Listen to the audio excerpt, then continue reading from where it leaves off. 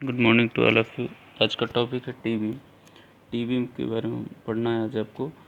T beam ऐसा structure होता है, ये इसका जो फ्लैंज होता है वो स्लैब के साथ जुड़ा होता है और इसमें ये पोर्शन निकला होता है, इसको हम लोग वेब कहते हैं, वेब और रिब। और ये जो पोर्शन होता है इसको हम लोग कहते हैं फ्लैंज। ये आपकी टी बीम है और इसके साइड्स में आपकी एल बीम दी जाती हैं। और आती है बात आगे इसकी विड्थ ऑफ फ्लैंज की या इफ़ेक्टिव फ्लैंज, इसका जो थिकनेस है फ्लैंज है आपका, ये इसकी थिकनेस कितनी हो सकती है, उन सब का क्राइटेरिया दिया गया है। इसकी वैल्यू जो लेनी रहती है आपकी, इन दोनों वैल्यू में से एट लीस्ट इसमें लिखा हुआ है effective flange width should be taken at least of the following. तो टी बीम की भी बात हो रही है, तो उसके लिए क्या होता है कि जो विड्थ ऑफ फ्लैंज है वो आपको कितना लेना है, L0/6 plus BR plus 6 DF। ठीक है, BR क्या होता है, यही आपका जो फ्लैंज ये वेब है इसकी जो थिकनेस होती है इसको हम लोग BR से डिनोट करते हैं। BR का मतलब रिब होता है, V का मतलब क्या होता है, इसकी विड्थ। तो ये इसके केस में भी यही होगा, इसमें भी यही होगा। तो अगला क्या आता है सेकंड आपका, BF=BR plus half the sum of clear distance to the adjacent beam on either side. तो इसका इनके बीच की जो एडजेसेंट बीम है उनका क्या होना है, हाफ प्लस इसमें BR जोड़ देंगे। तो इन दोनों वैल्यूज़ में से जो लीस्ट होगी उसको हम लोग टेक मतलब लिया जाएगा, एट लीस्ट जो होगी। और थर्ड आपका आइसोलेटेड बीम। आइसोलेटेड बीम क्या होती है, अगर टी बीम आपका, क्योंकि बात अभी हो रही है टी बीम की, तो टी बीम में की बात हो रही है। अगर आइसोलेटेड बीम का मतलब सिंगल केवल टी लगा हो किसी भी स्ट्रक्चर में या किसी भी घर में, तो उसमें आइसोलेटेड बीम कहते हैं। तो उसमें क्या होता है, इसका जो विड्थ होगी, इसकी जो विड्थ होगी वो कितनी होगी, विड्थ मान लीजिए ये है आपकी, ये आपका पूरा स्लैब है, ठीक है। तो स्लैब की विड्थ जो भी होगी उससे ये आपकी विड्थ ऑफ फ्लैंज कभी भी ज़्यादा नहीं होगी, क्योंकि अगर सिंगल आपका टी बीम लगा हुआ है तो ये आपका इससे कभी नहीं ज़्यादा होगा। तो इसमें यही लिखा हुआ है, width of flange in no case greater than the actual width. ये एक्चुअल विड्थ से विड्थ ऑफ फ्लैंज ज़्यादा नहीं होना चाहिए, वो हमेशा कम होना चाहिए। तो इसका फार्मूला भी दिया है L0/B प्लस 4 प्लस BR। ठीक है, आते हैं एल बीम पे। एल बीम का भी यही फार्मूला है, BF=L0/12 plus BR plus 3DF। ठीक है, इसी चीज़ को अपॉन 2 कर दिया गया है। ठीक, ये अपॉन 2 किया गया है यहाँ।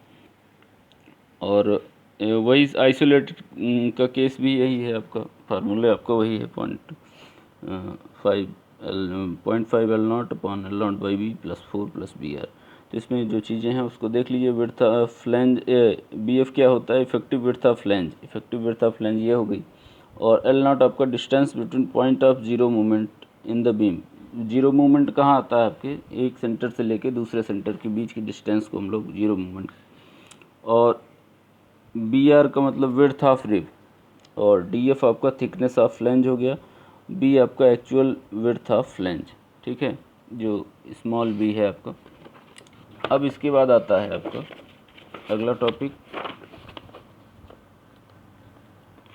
इसमें कुछ चीज़ें और हैं, कुछ क्राइटेरिया और दिए गए हैं, उसको भी आप लोग देख लीजिए ज़रा। क्या है कि for continuous beam and frame L0 may be assumed as 0.7 times the effective span. Effective span का 0.7 टाइम्स आपका L0 होता है। कब, जब आपको कंटिन्यूस बीम दिया रहेगा, मतलब कंटिन्यूसली आपकी टी बीम यूज हो रही है। आगे आता है इसकी एनालिसिस। इसकी एनालिसिस में आपको पोजीशन ऑफ न्यूट्रल एक्सिस ही मेन चीज़ है, इसमें जानने लायक है, तो उसी को पढ़ना है। तो ये आपकी टी बीम हो गई, इसको हम लोग फ्लैंज कहते हैं, इसको वेब कहते हैं। इसमें जो रेनफोर्समेंट दिया जाएगा वो आपका AST होगा, एरिया जो स्टील होगा उसका एरिया AST होगा। इसको हम लोग डेप्थ ऑफ फ्लैंज कहते हैं। किसकी डेप्थ कितनी है टोटल, ये टोटल डेप्थ को हम लोग D कहते हैं, लेकिन इफेक्टिव यहाँ से रेनफोर्समेंट के सेंटर से लेकर टॉप फाइबर की डिस्टेंस को हम लोग इफेक्टिव डेप्थ कहते हैं। तो इसका ये स्ट्रेन डायग्राम है, ये आपका स्ट्रेस डायग्राम है। तो हम लोग को काम आपको स्ट्रेस डायग्राम पे करना है। तो पहला केस यही आता है कि अगर न्यूट्रल एक्सिस ये है आपकी, इसको NA से हम लोग डिनोट करते हैं। ये आपकी न्यूट्रल एक्सिस है। न्यूट्रल एक्सिस अगर फ्लैंज में है, तो when neutral axis lies in the flange, तो कंप्रेसिव फोर्स और टेंसाइल फोर्स को इक्वेट करिए। यहाँ क्या कंडीशन बनेगी, अगर न्यूट्रल एक्सिस यहाँ है तो इसका जो डायग्राम है वो इस तरह बनेगा, और ये जो कंप्रेसिव फोर्स लग रहा है वो कहाँ लगेगा, इनका जो सेंट्रॉयड होगा वहीं एक्ट करेगा। वो कितना होगा, 0.42 XU। ये आप लोग सिंगली रेनफोर्समेंट सेक्शन में पढ़े होंगे ये सारी चीज़ें। तो आपका कंप्रेसिव फोर्स इतना हो गया, BF ये टोटल डिस्टेंस हो गई, XU इसका एरिया हो गया, एरिया इंटू स्ट्रेस, ये इसका एरिया हो गया BF इंटू XU, ये इतने पोर्शन का एरिया हो गया। और इसका जो स्ट्रेस है वो कितना है, 0.36 FCK। तो स्ट्रेस इंटू एरिया है आपका कंप्रेसिव फोर्स होता है। इधर क्या है, स्ट्रेस आपका कितना है, 0.87 FY इंटू ST। तो स्ट्रेस इंटू एरिया ही आपका ये फोर्स हो गया, क्योंकि आप लोग उसमें stress equals to force upon area पढ़े हो, तो फोर्स इक्वस टू हो गया स्ट्रेस इंटू एरिया। अब क्या है कि यहाँ से XU निकल जाएगी। XU का मतलब position of neutral axis. Neutral axis की पोजीशन आपको मालूम चल जाएगी, तो उस केस के लिए हम लोग का मूवमेंट का फार्मूला क्या हो जाएगा, 0.36 FCK BF XU D minus, क्योंकि ये आपका क्या होता है, लीवर आर्म होता है। लीवर आर्म क्या कहता है, कंप्रेसिव फोर्स और टेंसाइल फोर्स के बीच की डिस्टेंस को हम लोग लीवर आर्म कहते हैं, और उसको हम लोग स्मॉल z से डिनोट करते हैं। और उसकी वैल्यू क्या है कि ये पूरा D है, तो उसमें से 0.42 XU आप माइनस करोगे तो ये आ जाएगा। तो ये कंप्रेसिव फोर्स के लिए हो गया, ये आपका कंप्रेशन जोन के लिए हो गया, टेंसाइल जोन के लिए हो गया। अगला केस क्या आता है कि जब आपकी न्यूट्रल एक्सिस कहाँ हो, वेब में हो। When neutral axis lies in the web, web में जब होगा तो क्या होगा कि उसमें भी सब केस बनता है कि आप लोग को मालूम है देखिए इसमें सब केस क्या बन रहा है कि DF की जो वैल्यू है वो क्या है, लेस देन है 3/7 XU के। अब 3/7 XU क्या होता है, यही जो आपका यहाँ आप लोग को मालूम है, स्ट्रेस डायग्राम में एक रेक्टेंगुलर पोर्शन बनता है, इसको R से डिनोट करते हैं, इसको P से डिनोट कर दे रहे हैं। तो ये आपका रेक्टेंगुलर पोर्शन हो गया ऊपर का, ये बनता है पैराबोलिक। तो रेक्टेंगुलर जो बन रहा है उसका जो पोजीशन है ऊपर से कितना होता है, 3/7 XU होता है, और पैराबोलिक का क्या होता है, 4/7 XU, क्योंकि टोटल आपका XU है। XU का मतलब पोजीशन ऑफ न्यूट्रल एक्सिस। अब क्या करना है, अब ये चीज़ तो आपका 3/7 XU क्या है, ज़्यादा है, मतलब DF क्या है, लेस देन है इससे। DF आपका ये है, तो इससे आपका XU ज़्यादा है, तो क्या होगा, तो कंडीशन क्या होगी उस टाइम, क्या करना है आपको। तो यहाँ आप लोग को मालूम है कि एक फोर्स इस पे लगेगा, ये जो स्ट्रेस डायग्राम है टोटल आपका, उसके सेंटर पे लगेगा एक।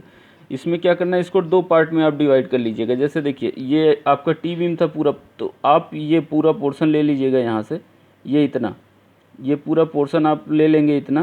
तो ये यहाँ दिखाया गया है, ये टोटल थिकनेस इसकी BR है, और इसकी टोटल डेप्थ आपकी कितनी हो गई, यहाँ से XU है, तो BR इंटू XU एक चीज़ हो गया। अब इसके बाद ये इधर का पोर्शन बचा है और इधर का पोर्शन बचा है, दोनों को हम लोग जोड़ देंगे तो टोटल आपका BF था, उसमें से ये BW क्या होगा माइनस BR क्या होगा, माइनस हो जाएगा। तो BF माइनस BR इंटू इसकी थिकनेस कितनी है, DF है। तो इसको दो पार्ट में हमने तोड़ लिया है, पहले ये इस तरह था, इसको हमने दो पार्ट में तोड़ लिया है।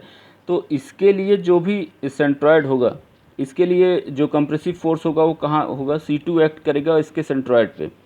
ये जो आपका पूरा बन रहा है फिगर, स्ट्रेस डायग्राम है, उसके सेंट्रॉयड पे एक्ट करेगा। और ये जो C1 लग रहा है, वो C1 लग रहा है वो कहाँ लगेगा, क्योंकि आपको मालूम है कि ये DF से ज़्यादा है 3/7, तो ये कहाँ लगेगा, इसके सेंटर पे लगेगा। ये जो ये DF है, DF के सेंटर पे लगेगा ये C1, ठीक है।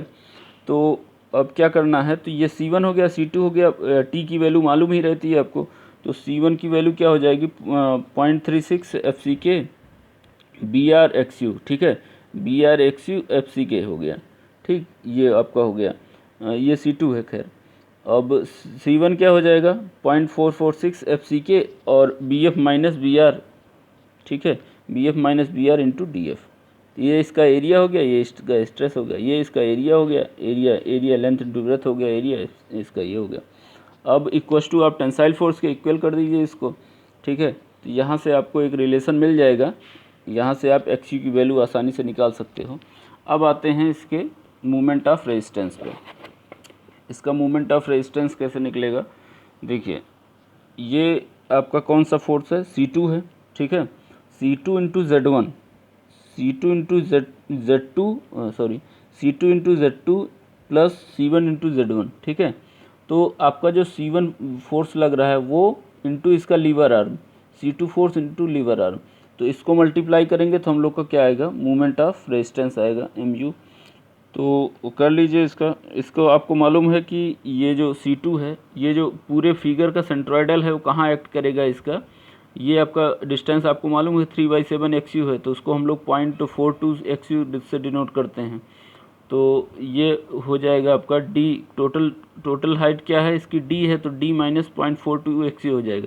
और ये जो फोर्स है वो कहाँ एक्ट करेगा, ये जो DF है उसके सेंटर पे, तो ये DF/2 पे एक्ट करेगा। तो यहाँ से ये DF/2 ऊपर का पोर्शन हो गया और उसमें कैपिटल D में से माइनस कर दीजिएगा इतना। तो ये C2 into Z2 plus C1 into Z1, simple यही कर लिया गया है। अब दूसरा केस क्या आता है कि जब इस DF की वैल्यू क्या हो, ग्रेटर देन हो 3/7 से, DF आपका ज़्यादा है 3/7 से, तो क्या होगा, उसका ये डायग्राम हो गया आपका, न्यूट्रल एक्सिस आपकी वेब में है ही। अब क्या करना है, पैराबोलिक पोर्शन आपका थोड़ा सा ऊपर चला गया, इसके DF से ये जो ये है 3/7 XU वो क्या है, कम है। तो यहाँ क्या होगा कि C2 जो फोर्स पहले लग रहा था सेंट्रॉइड पे वो तो लगेगा ही, लेकिन जो C1 लग रहा था वो क्या करना है, C1 आपका कहाँ लगेगा। अब देखिए C1 एक्ट कहाँ करेगा, क्योंकि देख रहे हैं आप लोग ये पोर्शन पूरा अब कहाँ तक कवर हो रहा है, यहाँ तक कवर हो रहा है। तो इसमें क्या हो रहा है, ये पोर्शन आपका लगभग यहाँ तक आ रहा है। तो यहाँ तक आने का मतलब क्या होगा कि DF के अंदर रेक्टेंगल का भी पोर्शन आ रहा है, पैराबोलिक का भी आ रहा है। तो यहाँ यही चीज़ लिखी गई है, in this case flange will be partially in rectangular and partially in the parabolic portion for stress diagram. तो ये इसके लिए भी हो रहा है, इसके लिए भी होता है, इसलिए हम लोग इसको यूनिफॉर्म स्ट्रेस कंसीडर करते हैं, जिसको हम लोग YF से डिनोट करते हैं, जिसकी वैल्यू होती है 0.15 XU प्लस 0.65 DF, ठीक है। तो इसको हम लोग YF एज्यूम करते हैं कि ये टोटल जो थिकनेस है वो क्या है, YF है। ये जो टोटल स्ट्रेस है हमारी कितनी होगी, वो YF होगी, और YF के बीच में ये C1 फोर्स लगेगा, ठीक है। YF के सेंटर पे ये C1 फोर्स लगेगा। तो क्या करना है आपको, वैल्यू सारी आपकी वही हैं जैसे हम लोग ये इससे पहले इसको ब्रेक किए थे इस फॉर्म में, उसी फॉर्म में इसको भी ब्रेक करना है। तो दिख रहा होगा शायद, तो ये आपका ये डायग्राम है, तो इसको आप प्रोसीड कर लीजिए पूरा ऊपर तक, ठीक है। तो ये फिगर बन जाएगा, और जब ये दोनों पोर्शन जो यहाँ बचा है वो उन दोनों को ऐड कर देंगे तो BF माइनस BR हो जाएगा। तो आपका यही हो जाएगा C1 plus C2 equals to T। तो यहाँ क्या करना है, C1 आपका क्या है, ये है 0.446 FC के BF माइनस BR YF, ठीक है, प्लस 0.36 FC के BR इंटू XU। तो यहाँ YF इसलिए आया है क्योंकि आप लोग को अभी बताया हमने कि यहाँ पैराबोलिक और रेक्टेंगुलर दोनों आ रहा है, और रेक्टेंगुलर तो ठीक ठाक आपका काम चल जाएगा, इसका आप कंसीडर कर सकते, लेकिन पैराबोलिक का शेप अलग होता है, इसलिए हम लोग इसको यूनिफॉर्म स्ट्रेस फिगर मान लिए हैं। तो इसलिए YF की ये वैल्यू आ गई है। अब ये देखिए यहाँ क्या होगा, यहाँ जो DF आप लिखे थे वो YF हो जाएगा इस केस के लिए, ठीक है। और फिर क्या करना है, मोमेंट ऑफ रेजिस्टेंस आप निकाल दोगे C1 into Z1 plus C2 into Z2। क्या करना है कि ये पूरी डिस्टेंस आपको मालूम है कि YF है, तो ये जो C1 आपका फोर्स है, कंप्रेसिव फोर्स है, वो एक्ट कहाँ करेगा, YF/2 पे, ये YF/2 पे एक्ट करेगा, क्योंकि ये Z1 निकाल रहे हैं तो D माइनस YF/2 हो जाएगा ये, ठीक है।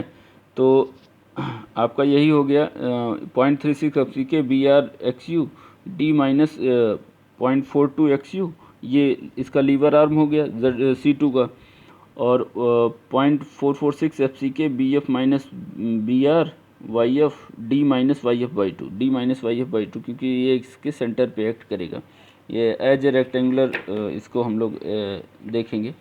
अब आते हैं इस पर कुछ क्वेश्चन भी कर लिया जाए, तब जाके काम कंप्लीट होगा। तो चलते हैं, तो न्यूमेरिकल करते हैं अभी हम लोग। पहला जो केस था हमारा, जब न्यूट्रल एक्सिस आपका किस में लाई कर रहा है, फ्लैंज में लाई कर रहा है।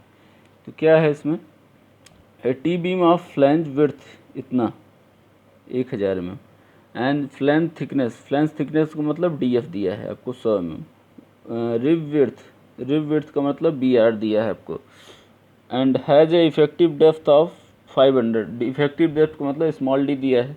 तो beam is reinforce with 4 bar of 22 mm dia, इसमें 4 बार हैं, 22 mm डाया है, उससे हम लोग AST निकालेंगे। तो find the moment of resistance use M20 and FE 250। हाँ, कुछ एक चीज़ कन्फ्यूजिंग हो सकती है आप लोग को, जैसे ये BR दिया है, किसी किसी बुक में BW से दिखाया गया है। आप लोग को मालूम है, पहले भी बताया हमने कि इसको रिब और वेब दोनों कहते हैं। तो जहाँ इसको चाहे R से डिनोट करिए चाहे W से डिनोट करिए, आप दोनों चीज़ एक ही है।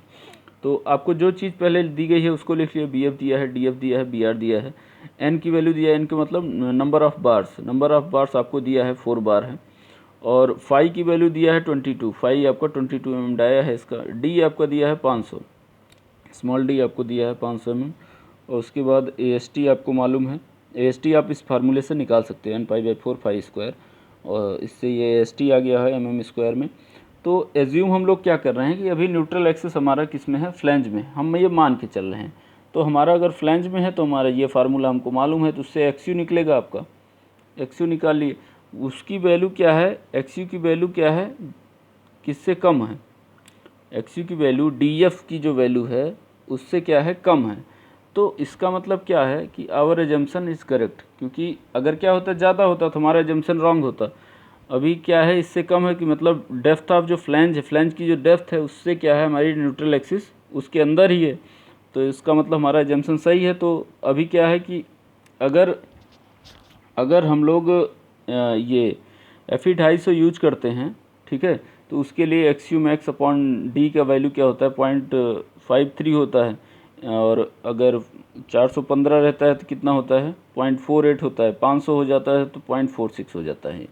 तो XU मैक्स आप निकाल लेंगे, तो दोनों कंपेयर करेंगे तो ये आपका अंडर रेनफोर्स सेक्शन आ जाएगा। अंडर रेनफोर्स सेक्शन में फेल क्या होता है, आपका फेल क्या होता है, स्टील। तो स्टील फेल होगा तो आपका टेंशन जोन में जो भी मूवमेंट ऑफ रेजिस्टेंस होगा उसका फार्मूला हम लोग लगाएंगे। तो MU आपका क्या हो जाएगा, 0.87 FY AST D minus 0.42 XE, ये फार्मूला आपको मालूम है, पहले भी बताया गया है।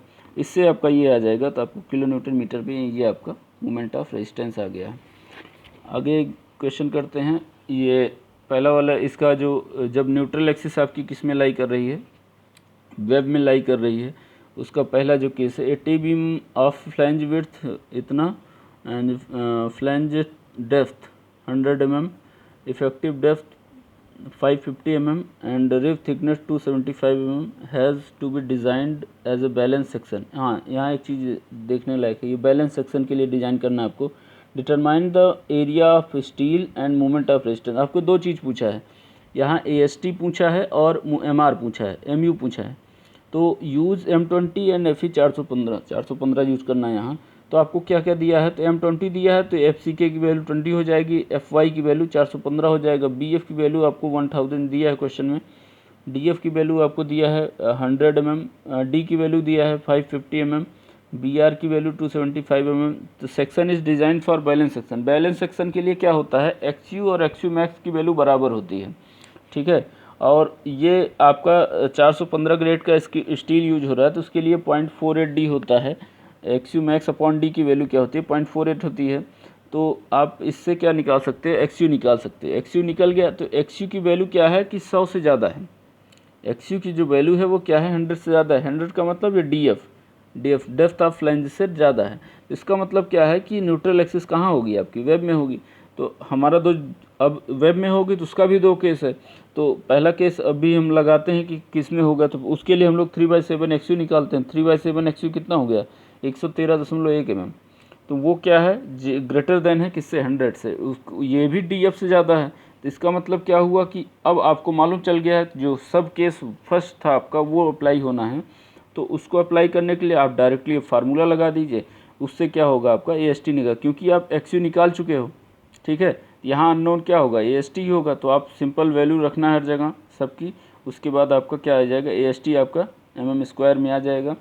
तो सेक्शन आपका बैलेंस है, तो आप चाहे तो कंप्रेसिव जोन का वो MR का फार्मूला लगाएं, चाहे तो टेंसाइल जोन का मूवमेंट ऑफ रेजिस्टेंस का फार्मूला लगाइए, कोई भी लगाइए, दोनों आपका क्या होगा, सेम रिजल्ट देगा। तो आपको फार्मूला क्या था इसके लिए, MU = 0.36 FCK BR XU D minus 0.42 XU plus 0.446 FCK BR minus BF minus BR into DF into D minus DF by 2। ठीक है, ये पहला केस है, D माइनस DF बाई 2 हो रहा है, क्योंकि केस बी में क्या होता है YF बाई 2 होता है यहाँ, और यहाँ YF से हम लोग मल्टीप्लाई करते हैं। तो सिंपल आप लोग को केवल यही सारी वैल्यू रख देनी है, क्योंकि आप AST भी निकाल चुके हो, AST खैर यहाँ यूज नहीं हो रहा है, XU निकाल चुके हो, सब आपको मालूम है, तो आप सिंपल निकालेंगे तो ये 552.887 किलो न्यूटन मीटर में ये आ गया आपका मोमेंट ऑफ रेजिस्टेंस। ठीक है, आगे आता है सब केस बी पर आपका जो क्वेश्चन है उसको हम लोग देख लेते हैं।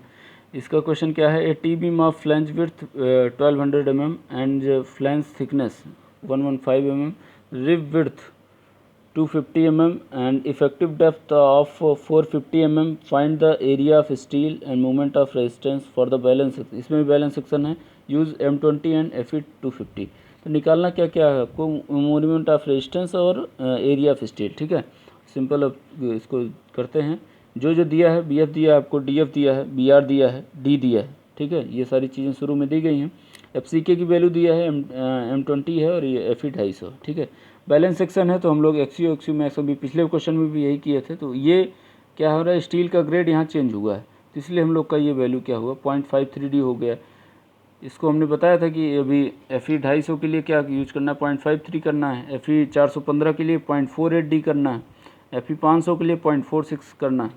ठीक है, तो यहाँ से आप XU निकाल लोगे। XU निकालने के बाद इसको कंपेयर करोगे DF से, तो जो वैल्यू आएगी उससे पता लग जाएगा कि हमारा न्यूट्रल एक्सिस कहाँ है, वेब में है। ठीक है, क्योंकि इसकी वैल्यू क्या है, ज़्यादा है इससे।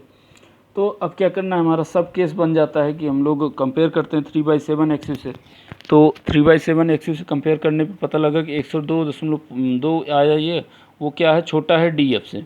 तो इसका मतलब क्या करना है फ्लैंज आपका यूनिफॉर्म नहीं होगा, फ्लैंज के अंदर ही ये 3/7 आ रहा है, तो फ्लैंज में रेक्टेंगल और पैराबोला दोनों से केस आ रहा है, तो उसकी हाइट यूनिफॉर्म नहीं है। तो हम लोग हाइट को यूनिफॉर्म मानते हुए YF उसको उसमें इंट्रोड्यूस करेंगे। YF को फार्मूला क्या होता है, 0.15 XU प्लस 0.65 DF। तो आप XU भी निकाल चुके हो, DF आपको दिया ही था, तो YF आपका आ गया होगा। तो apply equilibrium equation 0.36 FCK BR XU plus 0.446 FCK BF minus BR YF। ठीक है, इक्वस टू, इसको इक्वेट करेंगे C1 plus C2 equals to T। तो ये क्या होगा, ये आपको मालूम है 0.36 FCK मालूम है, BR मालूम है, XU आप निकाले ही हैं, 0.446 FCK, BF आपको 1200 दिया है, BR आपको दिया है 250, YF आपने अभी निकाला यहाँ, इक्वस टू 0.87 FY। AST आपको निकालना था यहाँ, तो AST आपका जो पूछा गया है वो AST ये आ गया है। इसके बाद क्या करना है आपको, मोमेंट ऑफ रेजिस्टेंस का फार्मूला लगा देना है। ठीक है, तो मोमेंट ऑफ रेजिस्टेंस आप निकालोगे तो आप फ्री हो, क्योंकि बैलेंस सेक्शन दिया है, तो आप इससे भी निकाल सकते हो। ठीक है, आप टेंशन से भी निकाल सकते हो, इससे भी निकाल सकते हो। अब क्या करना है इसमें, 0.36 FCK BR XU D minus 0.42 XU। ठीक है, तो ये आपका नेचुरल इसका हो गया फार्मूला। इसमें एक्स्ट्रा क्या हुआ है, 0.446 FCK BF minus BR into YF, BF minus BR into YF D minus YF by 2। ठीक, 0.36 FCK 250 इंटू 238.5 अभी निकाले हैं सब चीज़ हम लोग।